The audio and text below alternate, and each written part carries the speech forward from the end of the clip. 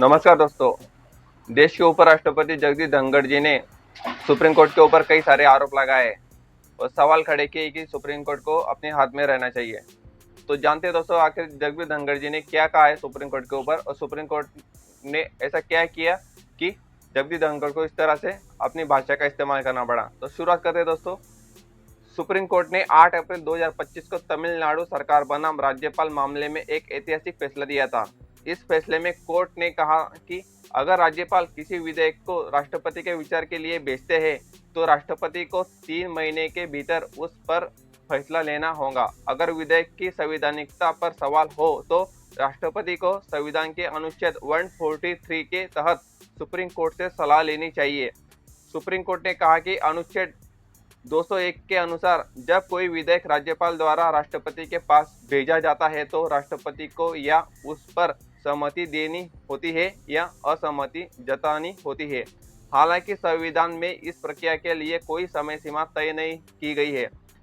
Supreme court की justice जेबी पारदीवाला और justice R Mahadevan की बेंच ने कहा था कि कानून की यह स्थिति स्थापित है कि यदि किसी प्रावधान में कोई समय सीमा निर्दिष्ट नहीं है तब भी वह शक्ति एक उचित समय के भीतर प्रयोग की जानी चाहिए। बेंच ने निर्देश दिया था कि हम यह निर्धारित करते हैं कि राज्यपाल द्वारा विचारार्थ भेजे गए विधेयक को राष्ट्रपति को उस संदर्भ की प्राप्ति की तिथि से 3 महीने के भीतर निर्णय लेना जरूरी है।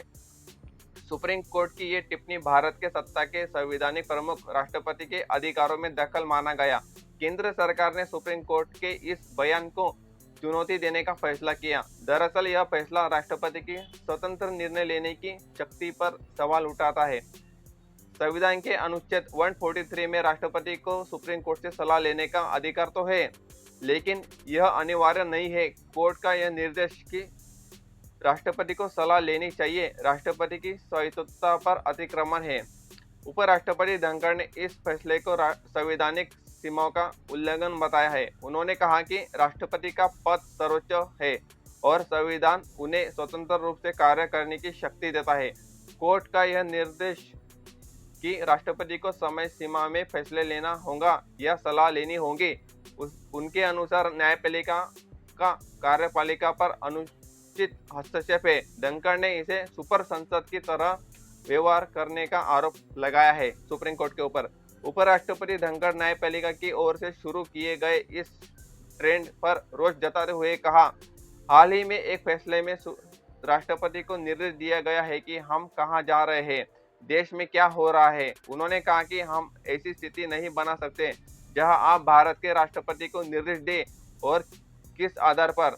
संवैधानिक प्रावधानों का हवाला देते हुए उन्होंने कहा कि ऐसे मामले में न्यायपालिका के पास एकमात्र अधिकार अनुच्छेद 145 के तहत संविधान की व्याख्या करना है और वह भी 5 या उससे ज्यादा जजों की बेंच की ओर से किया जाना चाहिए। अनुच्छेद 142 लोकतांत्रिक ताकतों के खिलाफ एक परमाणु मिसाइल बन गया है जो न्यायपालिका के लिए 24/7 उपलब्ध है। राज्यसभा के इंटर्न के साथ संवाद करते हुए उपराष्ट्रपति ने कहा कि हमने इस दिन के लिए लोकतंत्र की कभी कल्पना नहीं की थी। राष्ट्रपति से डेडलाइन के तहत फैसले लेने के लिए कहा जा रहा है और अगर ऐसा नहीं होता है तो वह विधेयक कानून बन जाता है। हमारे पास ऐसे जज हैं जो कानून बनाएंगे, कार्यपालिका की तरह काम करेंगे, सुपर संसद के रूप में काम करेंगे और उनकी कोई जवाबदेही नहीं होगी क्योंकि देश का कानून उन पर लागू नहीं होता है। उपराष्ट्रपति ने अपने भाषण में भारत के राष्ट्रपति का पद बहुत ऊंचा होता है। उन्होंने कहा कि राष्ट्रपति संविधान की रक्षा, संरक्षण और बचाव की शपथ लेते हैं। यह शपथ केवल राष्ट्रपति और राज्यपाल ही लेते हैं। प्रधानमंत्री, मंत्री, सांसद और जज संविधान के अनुसार चलने की शपथ लेते हैं, लेकिन संविधान की रक्षा करने की शपथ, संविधान को संरक्षित करने की शपथ सिर्फ और सिर्फ राष्ट्रपति ही लेते हैं।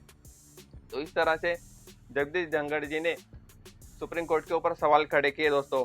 और लेकिन इस पर देश के जाने माने वकील कपिल सिब्बल, वरिष्ठ वकील और राज्यसभा सांसद भी थे। इन्होंने कहा कि राष्ट्रपति केवल नाम मंत्र का मुखिया होता है।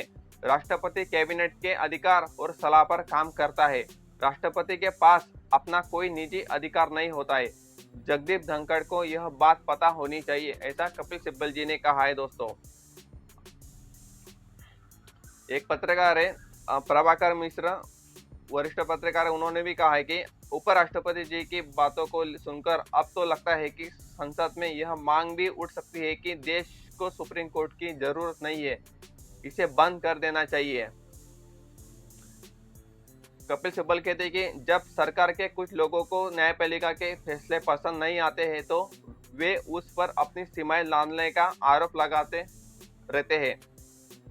क्या उन्हें पता नहीं है कि संविधान ने अनुच्छेद 142 के तहत सुप्रीम कोर्ट को पूर्ण रूप न्याय देने का अधिकार दिया है। तो इस तरह से देश में अभी चल रहा है दोस्तों, सुप्रीम कोर्ट बनाम उपराष्ट्रपति धनखड़ जी। कुछ दिनों पहले तमिलनाडु सरकार ने कुछ कानून बनवाए थे, उस कानून को राज्यपाल ने उपराष्ट्रपति के पास भेजे थे, लेकिन उपराष्ट्रपति ने उसके ऊपर कोई भी एक्शन नहीं लिया, ना तो साइन किया और ना ही मना किया। तो इस तरह से बिलों को अटकाया जाता है, यानी जिस राज्य को वहाँ की जनता ने चुना है, वहाँ की सरकार का चुना है, जो सरकार उनके भले के लिए कुछ फैसले लेती है, तो अगर वो बिल समय पर अगर पारित नहीं हो पाएंगे तो कानून नहीं बन पाएंगे, जनता के भलाई के काम नहीं हो पाएंगे। तो इसी के चलते इस तरह से ये जो विवाद अभी छिड़ा है, तो ये एक बड़ा कारण बताया जाता है। मैं आपको बता दूं, जब दिल्ली में अरविंद केजरीवाल जी की सरकार चलती थी तो एलजी और अरविंद केजरीवाल, इन दोनों में नोकझोंक हमेशा हुआ करती थी। अरविंद केजरीवाल जी वहाँ पर बिल पास करते थे, कानून बनवाते थे, लेकिन वहाँ के एलजी जो है वो साइन करते नहीं थे, वो बिल को आगे भेजते नहीं थे। तो इस तरह से सुप्रीम कोर्ट को बार बार उनके अंदर दखल देनी पड़ती थी, और तो इस तरह से विवाद छिड़ा हुआ है। अब आगे देखते हैं कि सुप्रीम कोर्ट क्या तय करता है। देखो दोस्तों, सुप्रीम कोर्ट जो होता है देश का, लोगों को सुप्रीम कोर्ट के ऊपर ही भरोसा है। अगर सरकारें फैसले गलत लेती है तो लोग जो है, जनता जो है, सुप्रीम कोर्ट के पास ही जाती है कि सुप्रीम कोर्ट को ही कहते हैं कि आप इस चीज़ का निपटारा कीजिए, हमें आप पर पूरा भरोसा है। इसीलिए संविधान निर्माताओं ने जो है, जो संविधान बनाया था, डॉक्टर बाबा साहेब आम्बेडकर जी ने जो संविधान बनवाया था, सोच समझकर दूरदर्शी की सोच रखते हुए संविधान बनाया था। उनको पता था कि देश में आगे चलकर इस तरह से हालात होने वाले। तलेके की शक्तियाँ अलग है और न्यायपालिका की शक्तियाँ अलग है, फिर भी जो निर्णय लेने की और फैसले का निपटारा लेने की जो शक्तियाँ है वो सिर्फ सुप्रीम कोर्ट के पास है। इसलिए लोग, जनता और कार्यपालिका की शक्ति अलग होती है और न्यायपालिका की शक्तियाँ अलग होती है। लेकिन हमें जो कुछ भी अगर दिक्कत होती है, सरकार से भी दिक्कत अगर होती है, तो हम जाते हैं सिर्फ सुप्रीम कोर्ट के पास कि सुप्रीम कोर्ट ही इस चीज़ का निपटारा कर सकती है। सुप्रीम कोर्ट इसे ही कहा जाता है। अगर सोचिए, देश में अगर सुप्रीम कोर्ट ना होता तो ऐसे देश में कितने सारे फैसले होते जो सरकार के मनमानी के अनुसार ही पारित हो जाते और हमारे ऊपर थोप दिए जाते। अभी यही फैसले को आप देख लीजिए, तमिलनाडु में सरकार फैसले ले रही है, कानून बना रही है, लेकिन राष्ट्रपति जी उसके ऊपर कोई भी साइन नहीं कर रहे हैं। ना तो राज्यपाल अपना काम ठीक से कर रहा है, ना तो उपराष्ट्रपति अपना काम ठीक से कर रहा है। तो लोग जाएंगे कहाँ? सरकार किसके पास जाएंगी? सुप्रीम कोर्ट के पास ही जाने वाली है। यही मैं बात कहना चाहता हूँ दोस्तों। अगर आपको क्या लगता है कमेंट करके जरूर बताइए, और इस वीडियो को ज़्यादा से ज़्यादा लोगों तक पहुँचाने का काम कीजिए, और इस वीडियो को सब्सक्राइब जरूर कीजिए। जय हिंद दोस्तों।